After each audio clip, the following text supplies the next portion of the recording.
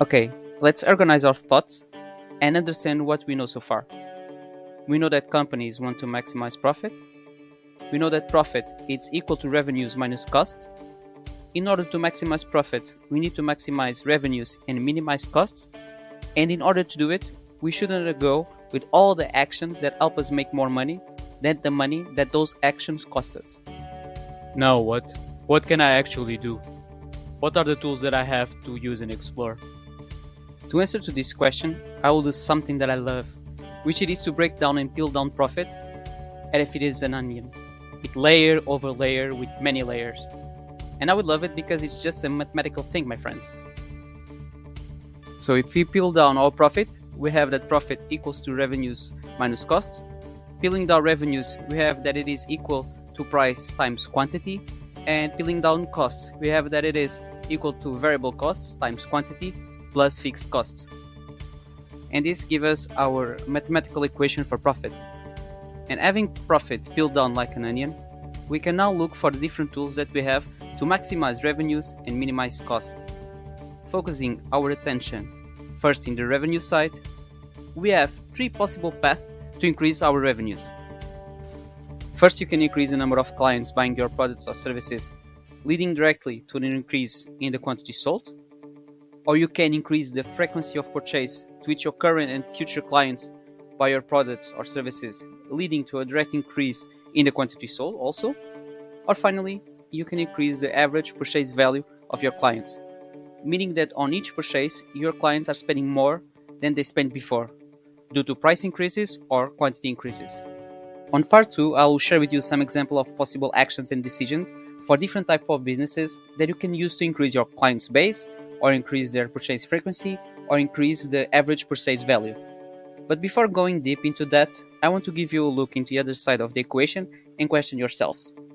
What can you do to minimize costs? Looking again to the peel down profit, we can recall that costs equals to variable costs times quantity plus fixed costs. So, in the cost side, we need to consider two cost components. First, we have the variable costs. Costs that vary according to the quantity produced or provided. Those costs normally relate to the costs with raw materials, costs with electricity, water, and other utilities, for example. Then we have the component of fixed costs. Costs that don't vary with the quantity produced or sold, meaning that they are always there and need to be paid.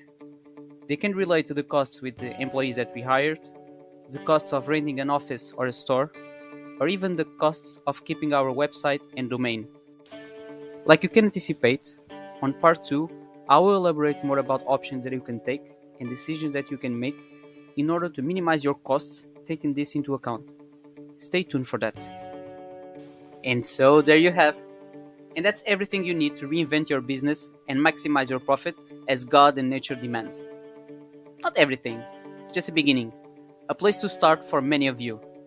But I have to warn you that before starting, it's really important to have a defined and possibly strong control and information management system in place in order to accurately measure the real impact of the different actions implemented. This is really important to evaluate what does really work for your company and what doesn't work. There is no recipe book, there are no miracles, and it's also part of your job to understand your business and realize what works and what doesn't work. In order to get to know your business and the market where you operate on a deeper level, I advise you to also study your competitors and the leaders in those markets.